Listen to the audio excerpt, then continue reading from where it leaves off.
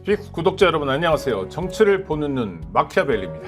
총선이 얼마 남지 않았습니다. 이야기도 한꺼번에 쏟아지고 있는데요. 자, 변희재 대표와 함께 한 걸음 더 들어가 보도록 하겠습니다. 어서 오십시오. 네, 안녕하십니까. 예. 변희재 대표님 할까요? 아니면 소나무당 뉴미디어 위원장님 할까요? 이제는 엄밀히 말하면 법적인 후보예요. 아, 네, 후보님. 공식 후보가 됐기 때문에 선관위 네, 등록해서 이게 네. 후보라 쓰는 게 이제 방송에서 맞죠. 네. 저한테 좀 어색하긴 한데. 네, 변희재 후보님. 네, 좋습니다. 네. 저는. 자, 그러면 후보였다가 비례 순번이 마음에 안 들어서 사퇴했던 사람이 있어요. 그런데 갑자기 대통령이 장관급 인사에 기용했습니다. 주기현 씨, 국민의힘 전 광주시당 위원장인데 이분 그렇게 중요한 인물인가요? 이분이 그 검찰 때부터 이제 윤석열의 수사관으로서 네. 완전히 이제 끈끈한 뭐 제 기준 볼 때는 이제 범죄 공동체죠. 수많은 조작 수사를 같이 한 사람이니까 네. 만약에 이 사람이 한번 열받아가지고 뭐 지르면은 위험하긴 위험하죠. 뭐 물론 뭐 그런 상황은 아니지만 네. 윤석열 입장에서는 반드시 챙겨야 될 사람인데 그럼 이런 정도 사람을 20위 안에 못 넣었다는 얘기는 당이 윤석열로부터 떠났다는 얘기죠. 장관 자리를 줘야 될 정도는 윤석열이 가장 아끼는 사람 얘기 아닙니까? 네네. 이게 24분 말았다는 거 아니에요. 그렇죠. 당 컨트롤을 이제 놓쳤다는 거죠. 이거는. 아니 그러면 지금 변 후보님 말씀하시는 것처럼 대통령에 아주 가까운 관계고 바로 장관급 인사로 기용할 정도로 중요한 인물이면 왜 못 넣을까요? 영향력이 줄어든 건가요? 거의 이거는요, 없어졌다 봐야 돼요. 이거는 진짜 제 상식으로 네. 이명박 정권이 힘을 완전히 잃었을 때 박근혜가 비대위원장 하지 않았습니까? 네네네. 그래도 이명박 쪽에서 찍을 사람 찍어줬습니다. 네. 근데 지금 1년 반밖에 안 지난 정권 초기 정권이 윤석열이 가장 아끼는 사람을 못 보자. 더군다나 명분도 있어, 호남이라는. 네네. 이거는 납득이 안 되는 상황이에요. 어찌 보면은 좀 지금까지는 윤석열이 당을 완전히 자주지라고 생각했는데 최근 한두 달 사이에 놓친 겁니다. 이거는. 네. 아니 그러면 더더욱 이상한 게 자, 윤석열 대통령 입장에서는 주기현 씨를 민생특보로 임명하는 순간 자기는 아무것도 아니다. 자기는 당 장악을 못하는 사람이다라고 만천하에 밝히는 꼴이 되잖아요. 이걸 왜 총선 전에 무리하게 하죠? 주기현 씨가 그냥 난리쳤나 보죠. 그냥 드려 네네. 받아버리겠다. 아, 그거 상당히 신뢰할 만한 시나리오입니다. 또 검찰 수사관 출신이니까 오죽했겠습니까? 또 캐비넷 많이 갖고 있겠다. 윤석열 것뿐이 아니라 네. 그 사람 많이 갖고 있을 거 아니에요. 하여튼 이분을 둘러싼 논란이나 민생특보 임명까지가 약간 희한한 일은 맞죠? 전례가 없는 일이죠. 정상적인 이 보수 여당에서는 한 번도 보지 못한 이상한 일이죠. 네. 아니 뭐 야당도 마찬가지죠. 야당에서 가르쳐다도. 근데 민생특보라는 것도 정말 어색한 그거를 그 특보를 임명할 때마다 도대체 왜 이런 거 만들었냐 논란이 한참 있는데 네. 제 기억하는 게 박근혜 정권 때도 홍보특보하고 정보특보 임명할 때 한 3개월 준비했습니다. 그래서 어쨌든 여러 사람들 테스트하고 했는데 이거는 이 사람에게 자리를 주려고 그냥 만든 거 아니에요. 그냥 누가 봐도. 급조해가지고 이런 경우는 이제 비리라고 봐도 되는 거죠. 이거는. 네. 그러니까 주기현 씨 문제도 총선 과정에서 우리가 주의 깊게 들여다봐야 될 일종의 키맨인 거네요. 일단 윤석열 정권이 당 컨트롤 핸들을 놓쳤다는 거 하나하고 윤석열이라는 사람이 정말 이 청와대에서 주는 자리를 어떻게 생각하고 있는지가 네네. 그냥 이거는 그냥 한 사람 위해서 자리 하나 만들어서 준 건데 전형적인 권력의 사유화. 네, 그렇죠. 이게 아마요, 제가 특보들이요 네. 급여를 받습니다. 네. 네, 한 월 연봉 1억 받고요. 사무실을 줘요. 네. 사무실 주고 비서도 줘요. 그렇죠. 그럼 차량 제공도 하고. 차량 제공까지는 뭐 할 때가 안 되고, 근데 네네. 확실한 건 뭐냐면은 급여 1억을 활동비 명목으로 받고 네. 연봉 1억을 사무실하고 비서가 들어갑니다. 그다음에 뭐 흔히 얘기하는 법카 이런 것도 줄 거 아닙니까? 뭐 거기까지는 제가 확인한 거는 거기까지. 네네. 그러니까 뭐 차량하고 뭐 법카 있을지 모르겠는데 그러면은 한 달에 한 수천만 원이 국민 세금이 윤석열이의 그 똘마니를 위해서 그냥 들어간 거죠. 그냥 아무 이유 없이. 아니 이 사람이 민생에 대해서 아는 게 뭐가 검찰 수밖에 안 하는 사람. 민생 어떻게 생기는 건지. 또 하나 이게 정말 이상한데 양재동 하나로마트 대파 사건 아시죠? 예. 837원. 예.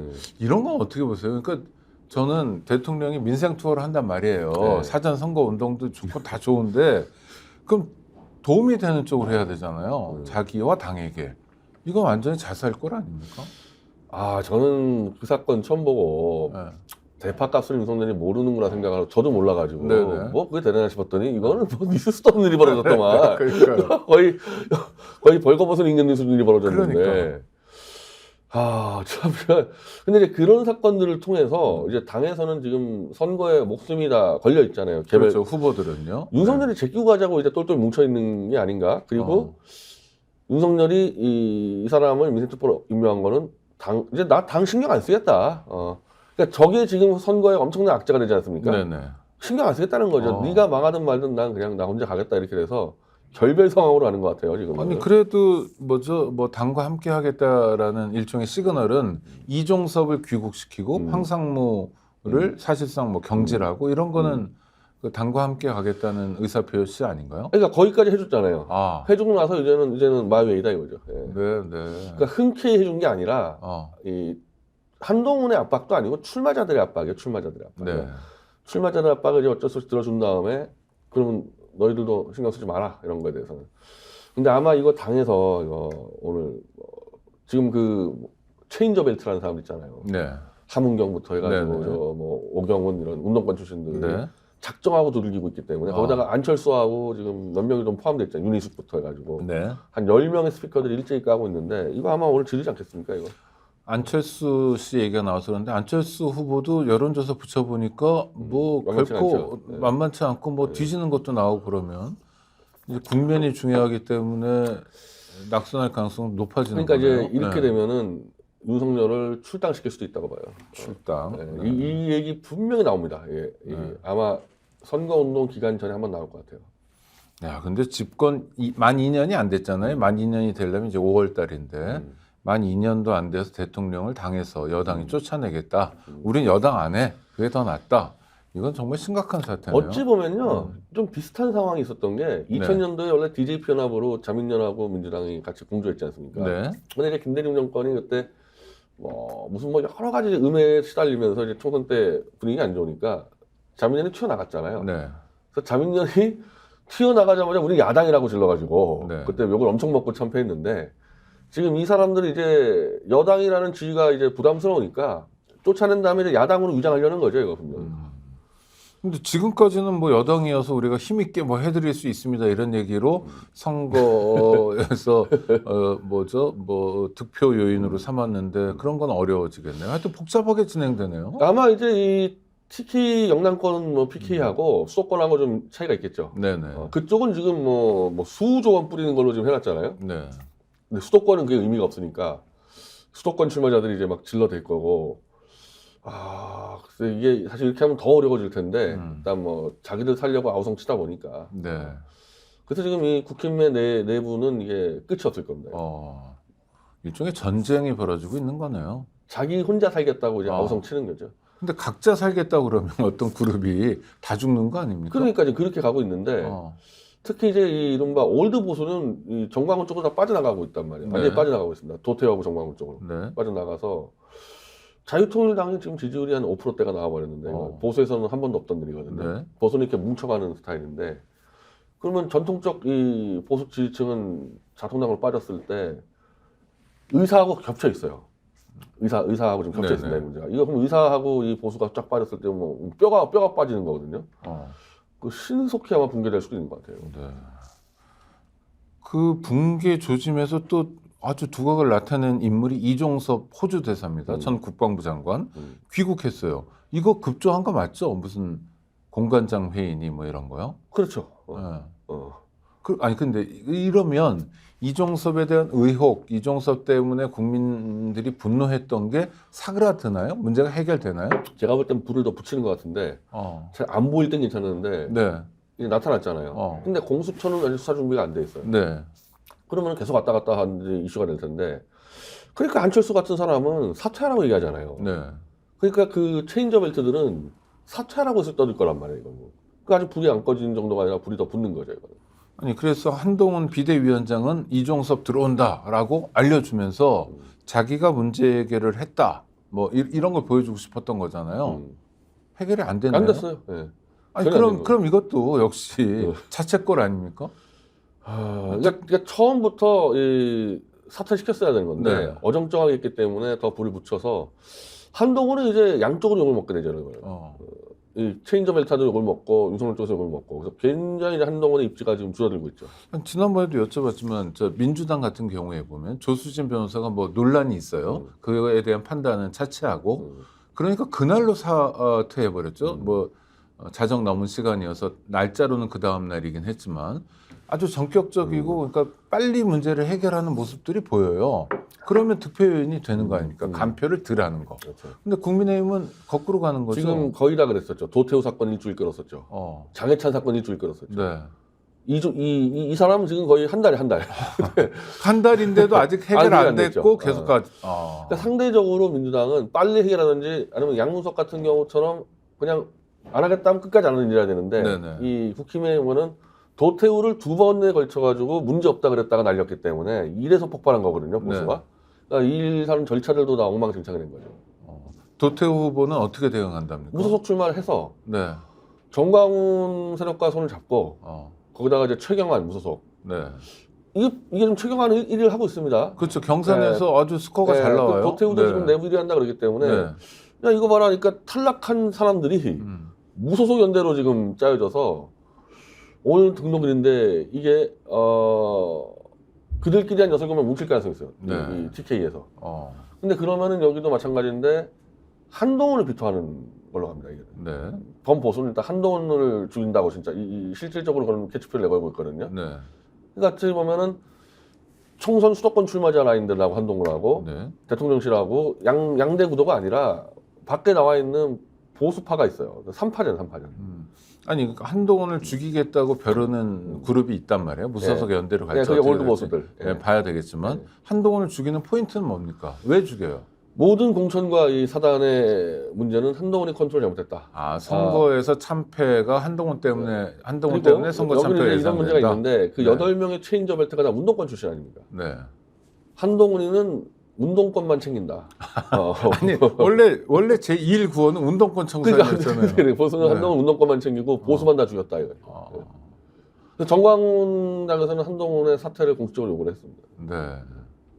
근데 뭐 선거 얼마 안 남았는데 3주도 안 남았어요. 사퇴할 가능성은 없겠죠. 근데 이것도 마찬가지인데 정말 엉망진창 아니에요? 이건 맞아요. 한동훈이 이제 계속 버티고 다니잖아요. 네. 그럼 이제 보수는 계속 한동훈을 치면서 한동훈을 마치 예전에 유승민화 시키는 거예요. 네.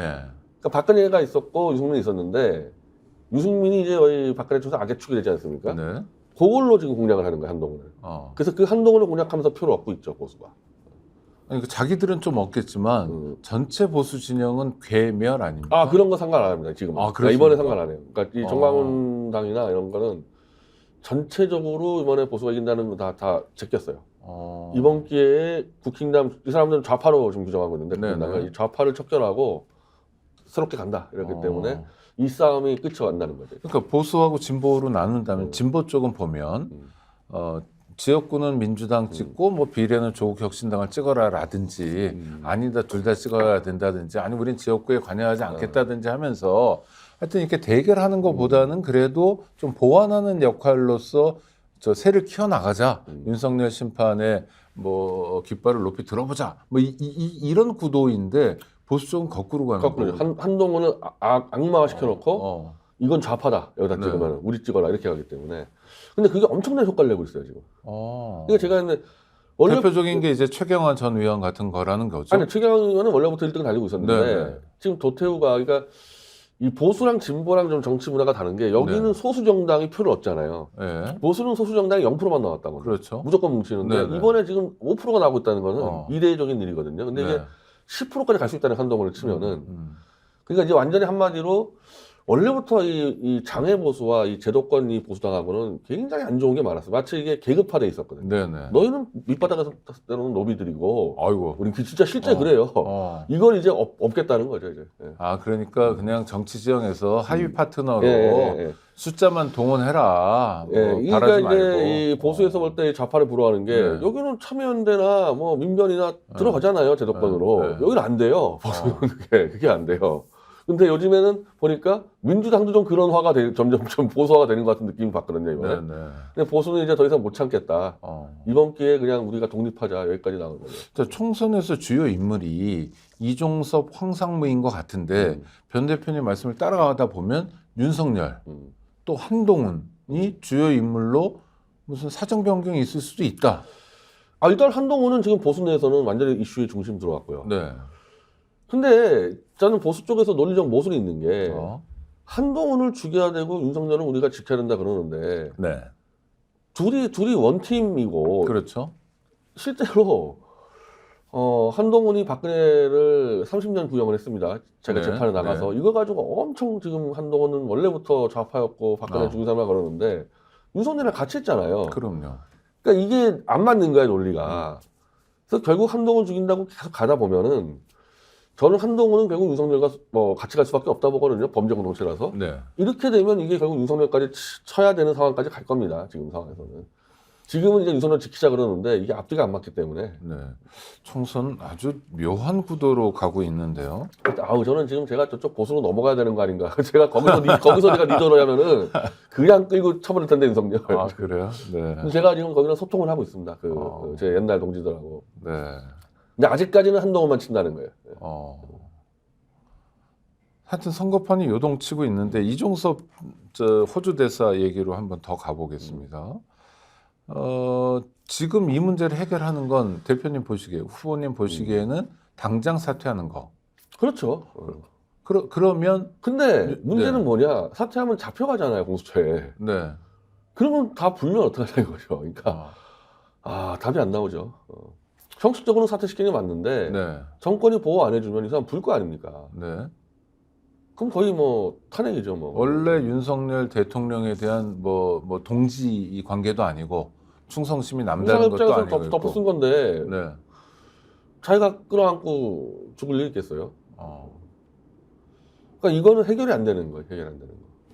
범죄 공동체라는 말씀을 좀 전에 해주셨는데 이해가 확 됩니다.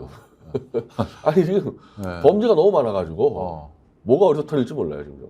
아니 그러니까 윤석열 대통령을 네. 굉장히 유감스럽긴 하지만 범죄라는 코드로 본다면 범죄를 가리기 위해서 주기환 씨를 말도 안 되는 민생특보라고 자리를 급조해서 만들어준다. 국민 예산을 거기에 함부로 쓴다. 뭐 국방부 장관 하던 이종섭 씨를 호주 대사로 보내고 보낸다. 거기 같은 공범들 지금 다 공천 다 단순 공천 다 줬지 않습니까? 신범철이라는 사람들. 자기 범죄 은폐할 만한 공천들을 했던 거예요. 예. 네. 이제 그러다가 당에서 못 버틴 거죠. 이러다 다 죽는다 그래가지고 이제. 네. 아니면 아니라고 말해야 되고 아니라는 책임 있는 설명을 또 들을 수 있어야 하기도 하네요. 네. 그런 해명은 없죠, 아예. 아예 안 하겠죠. 아예 없죠 그런 것도. 네. 아니, 그러니까 아직까지도 이종섭이 왜 호주 대사를 보냈는지를 설명을 못 하고 있지 않습니까? 네. 황상무 씨도 그런 거 아닙니까? 지금 이분에 대해서 대통령실 차원에서 나온 입장은 없는 거죠? 전혀 문제 없다는 거였죠. 근데 전혀 네. 문제 없다는 건데 이제 자진 사퇴처럼 됐는데 네. 사퇴하면서 그냥 그냥 쌍욕을 퍼왔다는 거 아닙니까, 황상무 씨가? 그렇습니까? 네, 내가 뭘 잘못했냐. 그럼 대통령 생각도 마찬가지일 겁니다. 그러면 황상무 씨가 그 쌍욕이라는 걸 공개적으로 했다? 아니, 나가면서 이제. 전에 듣기로. 근데 이제 여기가 이 네. 정무수석의 한호섭이라는 사람이 있지 않습니까? 네. 이 사람이 MB계인데, 네. 그러니까 대통령실하고 다 원팀일 수가 없죠. 네. 선거를 지금 치르는 거는 정무수석 아닙니까? 네. 정무수석이 지금 윤석열 쪽하고 달라요. 그러니까 대통령실이 자꾸 밀리는 게 정무수석이 이쪽 편 들어주잖아요. 네. 이 사람은 선거 이겨야 되니까. 그러니까 맥없이 무너진 거죠, 지금. 그러면 지금 하여튼 이게 구도가 되게 복잡해서 윤석열 한동훈을 보면 원팀이에요. 맞죠? 그런데 갈등이 또 있어요. 그렇죠? 그다음에 대통령실 안에서도 갈등이 또 있고요. 국민의힘 내부는 물론이고 보수 전체적으로도 갈등이 계속 반복되고 있어요. 이거 선거 국면에 굉장히 치명적으로 보이는데 이 국면이 해소될까요? 아니면 좀 더 갈등? 저는 그러니까 이 갈등이 총선 끝나고 나올 줄 알았거든요. 그러니까 원천적으로 뭐냐, 문재인의 사냥개 출신 둘이 와서 보수를 집권하는 게 이게 모순이 있는 거예요. 이거 네네. 해결할 수 없는 모순이죠. 그러니까 지금 자꾸 이 보수에서 한동훈 좌파라고 몰아붙이는데 그 기준 따지면 윤석열도 좌파 아닙니까? 보수에서 보면은. 네네. 그러니까 문재인 정권 부역자들이 일로 들어와서 집권하는 이게 터질 수밖에 없는데 총선 때까지는 자기들이 박근혜 때문에 버틸 줄 알았는데 네. 윤석열 때문에 표가 안 나오니까 에라이 먼저 치자고 터뜨렸기 때문에 이거 수습이 안 되는 정도가 아니라 이제 점점 커지죠, 이거는 싸움이. 그래서 조중동등 보수 언론이 최근에 선거를 앞두고 나라 걱정을 많이 하는 건가요? 조중동도 원래는 이게 지령을 내려줘야 되는데 그렇죠. 무슨 지령을 내릴지 지금 아마 혼란스러울 겁니다. 뭘 어떻게 해야 될지를. 그러니까 뭐 이종섭, 황상무까지는 지령을 내리다가 그 다음에 전면화되니까 거기도 굉장히 혼란스러운 상태다. 지금 조중동이 생각하는 유일한 카드는 이준석과 손잡는 거 하나밖에 없어요. 이제. 네. 근데 거기는 손잡기엔 너무 그 세력이랄까 이런 게 미미한 거 아닙니까? 개혁신당. 그래도 이준석이 간판 쓰면은 일단 윤석열에 대한 이 국민의 이 분노는 좀 가라앉힐 수 있지 않냐. 네. 그래서 윤석열을 퇴출시키고 이준석을 데려간다. 요 그림 그리고 있을 겁니다. 그러니까 총선이 단순히 여야의 싸움이 아니라 정말 정권의 명운을 건 싸움. 저는 여야 구도는 제가 보지도 않아요. 어. 여기만 봐. 여기 보수 네. 이쪽만. 이쪽에서 이제 한마디로 재편이 되고 있기 때문에 네. 윤석열 정권은 이제 마무리로 가는 것 같고. 그거는 이제 소위 자중질환 때문에 그렇다. 그렇죠. 이제 만약에 윤석열이 퇴출당하고 이준석이 들어오면 거. 그러면 끝나면 그냥 자연스럽게 탄핵이에요. 예. 아무도 없잖아요. 네네. 범 야권이 200석을 못 하더라도 이쪽에서 안 봐줘버리면 뭐 어떻게 그렇죠. 버티겠습니까? 그래서 총선 끝나고 윤석열은 끝난다. 아이고. 근데 일반론이지만 자꾸 그렇게 탄핵당하고 정권 임기도 못 채우고 이러면 불행한 일인데요. 근데 이게 우리가 박근혜 탄핵으로 다시 돌아가면요. 네네. 근데 임기 1년 남았거든요. 그렇죠. 그때 박근혜가 임기 단축을 얘기했었다고 4월까지. 네. 그때 그냥 그렇게 갔던 게 맞았던 거죠. 근데 탄핵을 하려다 보니까 윤석열, 한동훈이가 투입돼서 탄핵에 제가 볼 때는 조작 수사 없이도 탄핵이 가능했었거든요. 네. 근데 이 사람들은 지들이 출세하려고 조작 날조 수사를 해놔버렸기 때문에 이게 이제 폭탄으로 남은 거 아닙니까, 이게. 그러니까 다시 돌아가서 박근혜를 정당한 방법으로 탄핵시키든지 아니면은 임기 단축이니까 그냥 넘어갔어야 될 부분은 윤석열, 한동훈이 끼어들어가지고 자기들 출세 때문에 판을 키워버렸단 말이에요. 이걸 정리하는 거죠, 이걸 정리해서 다시 가는 거죠, 이거. 아이고, 하여튼 우리 구독자님들도 굉장히 지금 사태를 예의주시하셔야 되겠습니다. 그러니까 단순히 총선만이 아니라 총선 이후의 정치적인 어떤 포석까지도 지금 다 지금 이 포함돼요. 문제를요, 네. 그 보수 언론은 절대 안 다룹니다. 이거. 네. 다 알고 있는데 안 네. 다뤄요. 그리고 이제 진보 언론 쪽은 이걸 잘 몰라. 아. 이게 어떤 상황인지를 지금. 네네. 그래서 이거 얘기하는 수 있는 데는요, 뭐 마키아벨리밖에 없을 거예요. 지금 이렇게 네. 얘기하는 데는. 하여튼 주의 깊게 한번 들어봐 주시고요. 자, 비례 진용은 다 갖춰졌습니다. 우리 후보님은 몇 번 받으셨어요? 저는 당원 투표로 네. 2번 받았습니다. 2번. 예. 그러면은 어마어마한 거 아닌가요? 저는 이 소영길 당 아닙니까, 소남당 네. 이제. 그러니까 90% 이상의 민주당 출신들이 들어와 있었던 당원들인데 네. 저는 그 민주당을 지지한다는 얘기한 적도 없고 네. 제가 또 이재명 대표 또 아주 신랄하게 비판해왔기 때문에 또 당원들도 한 절반 이상이 이재명 지지자들이에요. 네. 그런데도 저한테 남자에서 표를 준 거는 제가 윤석열 1년 안에 끌어내겠다 그거거든요. 그러니까 우리 당원들은 2년 먹을 필요 없고 네. 윤석열만 끌어내주면 된다. 네. 이게 가장 강력한 요구였던 거죠. 아니, 그러니까 이제 법으로 2번밖에 못 하시는 거잖아요. 그렇죠. 남성이기 그렇죠. 때문에. 예, 예. 네. 근데 사실상은 최고 득표를 하신 거 아닙니까? 사실 이제 여자 쪽에서 노영희 변호사하고 손혜원 의원이 네. 이제 표를 나눴으니까 네. 뭐 최다 득표라고 해봐야 뭐 맞긴 한데 네. 여자 쪽은 워낙 강자들이 있었고 남자 쪽은 뭐 저같이 좀 이제 막 이제 이슈를 막 터뜨리고 이런 사람은 없었으니까. 네. 당원 투표를 해보니까 어쩔 수 없이 많이 나가서 많이 떠든 사람 위주로 이게 순서가 되더라고요. 그러니까 아니 그러니까 네. 많이 떠들었다고 그냥 겸손한 표현인데 얼마나 열심히 싸웠냐, 또 싸울 것 같냐, 이게 야권에서는 굉장히 중요한 코드잖아요. 그러니까 제가 1년 안에 이 퇴출을 공약했을 때 네.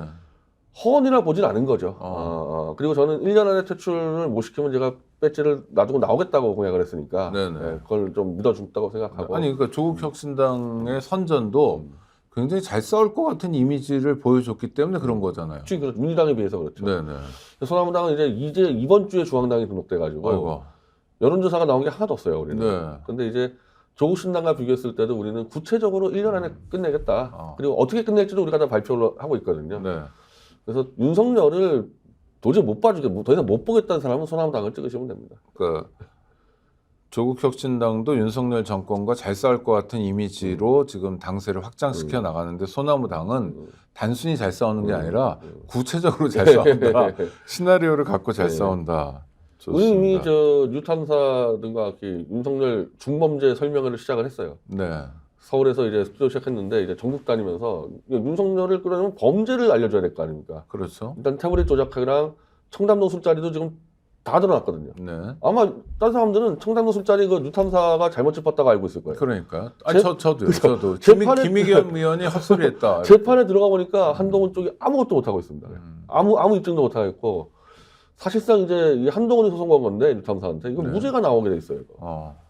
그럼 이거는 술자리를 가진 거 자체는 큰 문제가 아닌데 네. 이걸 거짓말을 하면서 강진구를 구속시키려고 그랬잖아요. 기자를. 그랬죠. 이거는 이제 쉽게 얘기하면은 닉슨의 워터게이트 같은 사건인 거죠. 그 도청 자체 문제가 안 되는데 이거 수사를 방해하고 그냥 날뛰었는데 지금 수사 방해 정도가 아니라 이거를 파헤치는 기자를 구속시키려고 그랬거든요. 이것도 탄핵감이죠, 이거.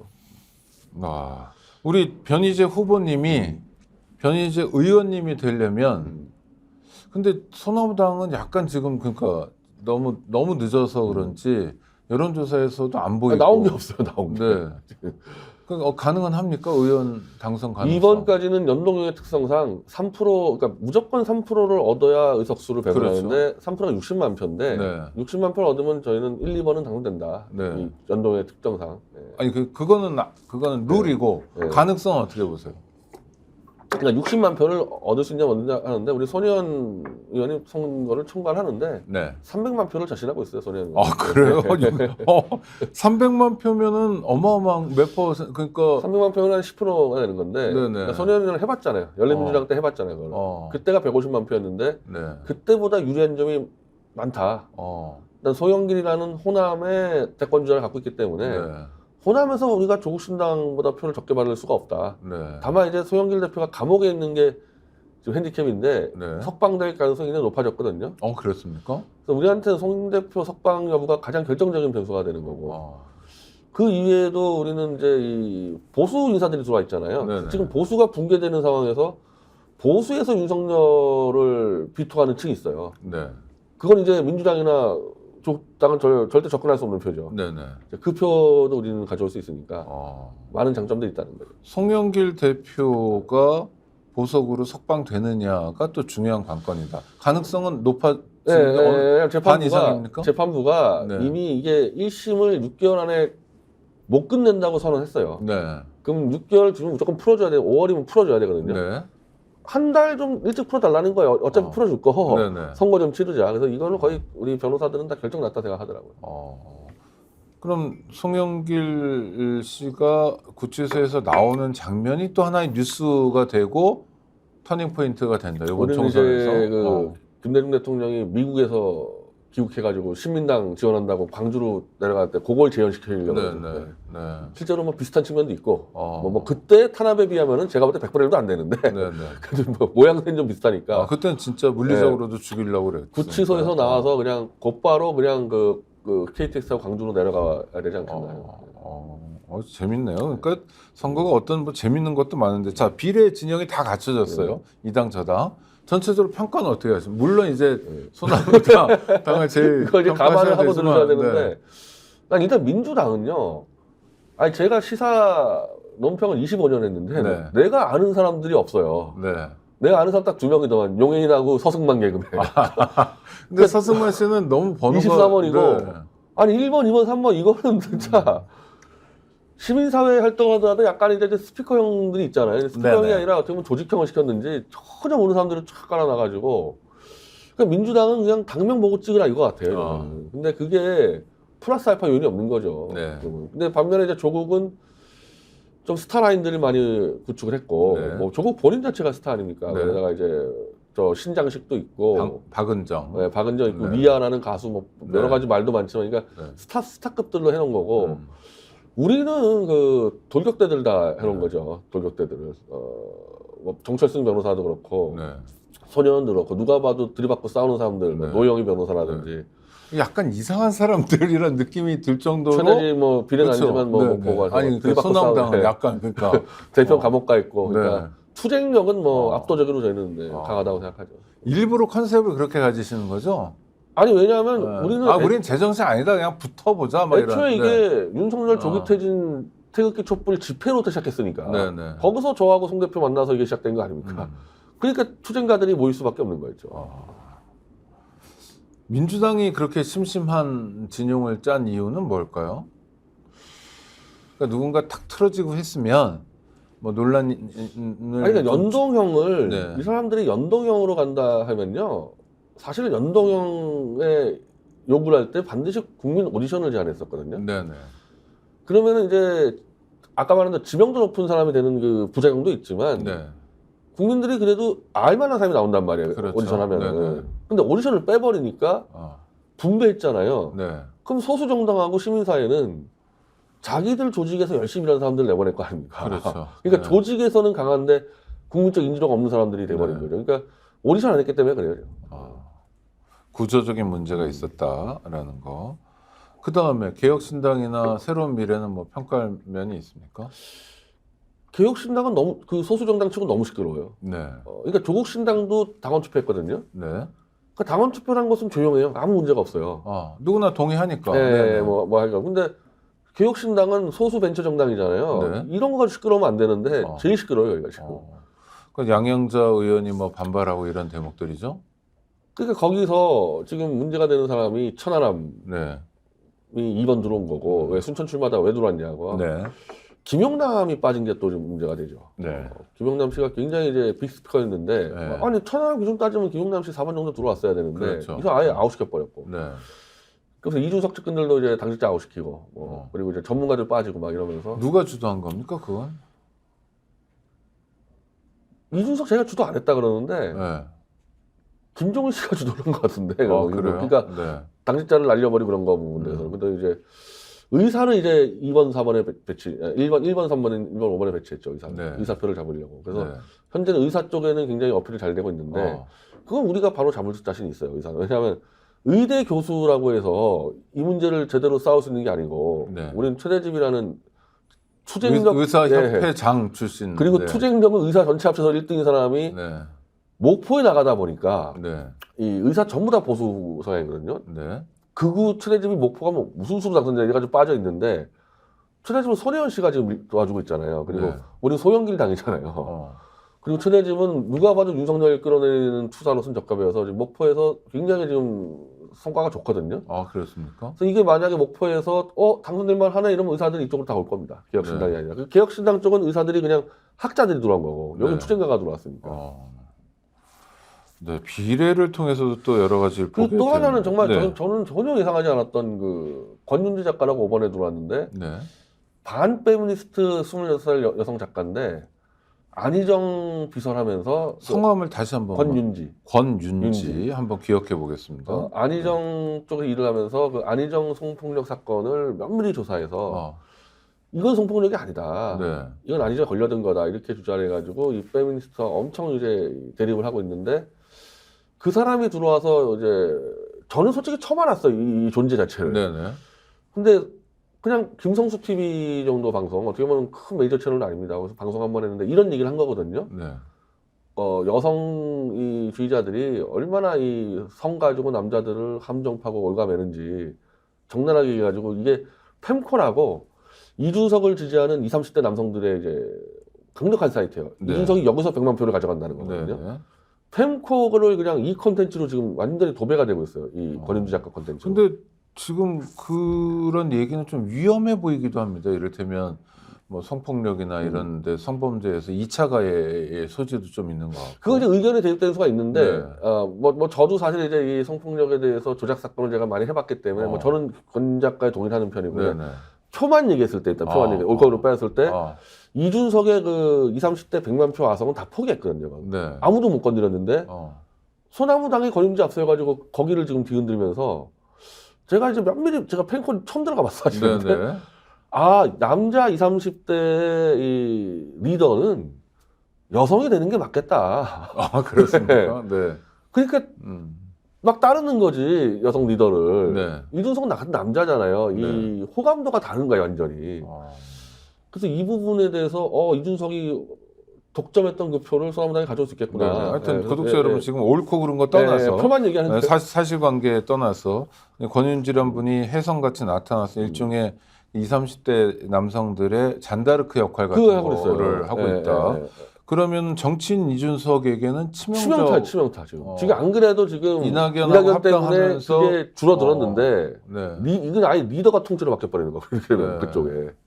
그러니까 정치인 이준석의 미래가 있을까 이런 생각이 자꾸 들긴 하는데요. 어떻습니까? 그러니까 이것 뺏기면 끝나죠. 그래서 저는 이준석이 국힘당하고 손잡을 가능성이 높다고 자꾸 평가하는 거예요. 손잡는다는 건 총선 전에요? 아니면 전이죠. 지금 이 난장판 속에서 네. 저는 조중동이 강하게 당길 거라고 보고 이준석. 네네. 그러니까 이준석 이제 20, 30대는 이제 힘이 없어졌지만 어쨌든 윤석열하고 좀 부딪혔다는 부분이 있기 때문에 네네. 그 가치가 있으니까. 네. 그리고 이준석이 지금 저쪽에 지금 지역구가요. 국힘당하고 합치면은 저기 공영훈하고 해볼만 한 정도이기 때문에. 그래도 50% 넘게 나오던데. 그러니까 뭐, 네. 그러니까 지금은 무조건 지는 거고 이준석이 이제 네. 합쳐야지만 됐으니까 후보 단일화 하면서 국힘당하고 손을 잡을 것 같다는. 아니 근데 대선 같은 경우에는 뭐 안철수, 윤석열 케이스도 있지만 합치는 게 상대적으로 수월하잖아요. 후보가 하나밖에 네. 없어서. 근데 총선은 되게 어려운 거 아닙니까? 이준석 하나만 단일화하는 거죠. 나머지는 그냥 비례 이런 거 갈 대로 가고. 비례 갈 대로 가고. 네. 왜냐하면 이게 등록 이후의 문제이기 때문에 네. 그렇게 되면요 합치는 거는 선거 전날도 가능해요. 아니 그저 뭐죠 그 득표에 그 표기에 이름 나오기 네네, 전에 인쇄 그 3, 4일 전에 단일화 이게 있잖아요. 그때까지 가능하기 때문에 네네. 그때 단일화 들어갈 가능성 없습니다. 그리고 늦게 하면 뭐 투표소에 이제 붙어 있더라고요. 몇 번 후보는 뭐 했습니다라고 인쇄 투표 용지는 그대로 나오고. 그러니까 이준석은 20, 30대 기반은 이제 자기가 팬코를 매일 들어가기 때문에 알 거라고. 네네. 이거 잠식당하네? 근데 상대가 20대 여성이야. 이건 싸움이 안 돼요. 그럼 이거 가지고 안 되잖아요? 그럼 차라리 당으로 가서 당 기반으로 버텨야 되는 거죠. 네. 재밌네요. 석동현이라는 사람은 되게 중요한 사람입니다. 중요한 사람이죠. 왜 중요합니까? 여기 태극기 부대를 나왔던 윤석열 측근 중에서 거의 유일하게 태극기 부대 출신인데 유일하게 공천 아웃됐어요. 네. 근데 이 전광훈 조직은 제가 말하지만 지금은 한동훈을 치고 있지만 사실은 윤석열까지 칠 수밖에 없는 조직인데 글로 갔다는 얘기 아닙니까? 네. 다시 태극기 부대로 들어왔다는 얘기잖아요. 네. 근데 이제 바깥에서 볼 때는 정광훈이 정말 윤석열 친구를 데려와서 윤석열을 지키려는구나. 현재 이 효과를 내는 거고. 저는 투표에 굉장히 큰 요소가 될 거라고 봅니다. 네. 황보승이도 의미가 있습니까? 그거는 사실은 이제 별로 안 좋은 거예요. 정광훈 목사가, 그러니까 우리도 그런 사례가 있었는데, 네. 지역에서 떨어진 사람이 이제 들어와주면 이 정당의 번호가 앞번호로 가고, 뭐, 국고지원금 뭐 몇 억 받지 않습니까? 그래서 네. 실제 그렇게 제안이 왔어요. 네네. 손혜원 의원이 단호하게 날려버렸습니다. 그런 꼴 보여줘가지고 무슨 벤처 정당 하냐. 네. 의원 없이 가겠다. 정광훈 목사도 저거 구태 정치를 한 거예요. 네. 그러니까 황보승이도 아니 정광훈 목사 같은 경우는 충성당은 많거든요. 그냥 네. 당원 투표로 지르면 될 거 아닙니까? 그거 왜 자기가 찍습니까? 그거? 네. 알겠습니다. 이 선거 진용이 다 갖춰졌는데도 변 대표님 말씀에 의하면 요동칠 가능성은 굉장히 높네요. 그렇죠. 한국은 또 네. 다이나믹한 나라라 하루 아침에도 뭔가 뒤집어지는 일이 나타나고. 그 보수발 개편이 벌어지고 어쩌게 보니까 소나무당하고 이준석 신당이랑 부딪힐 수밖에 없는 거예요. 아까 그 남성표도 그렇고요. 네. 보수에서의 반윤석열 표 놓고 이제 좀 저하고 이준석가 붙는 거죠. 이거는. 네. 그러니까 개혁신당하고 이 소나무당은요. 이거는 서로 뺏고 뺏기는 관계예요. 네. 물론 스스로 말씀하신 것처럼 개혁신당에 대한 평가나 앞으로 역할에 대해서는 조금 감안하고 들어야 되지만 하여튼 재미있는 포인트들인 것 같습니다. 지금 개혁신당이 오늘 갤럽에서 3%인가 나온 것 같은데 네. 저희가 한 1%는 뺏을 수가 있을 것 같아요. 네. 그럼 그쪽은 없어지죠. 폭망이죠. 없어지죠. 네. 네. 알겠습니다. 이런 걸 지켜보는 재미도 있는 것 같습니다. 그리고 총선 이후에 앞으로 어떻게 갈지를 보는 것도 굉장히 중요한 작업인 것 같고요. 우리 변희재 후보님 안내에 따라서 총선 국면을 살펴봤습니다. 오늘도 고생하셨습니다. 예, 감사합니다. 감사합니다. 구독 빠르게 가 스픽스 좋아요.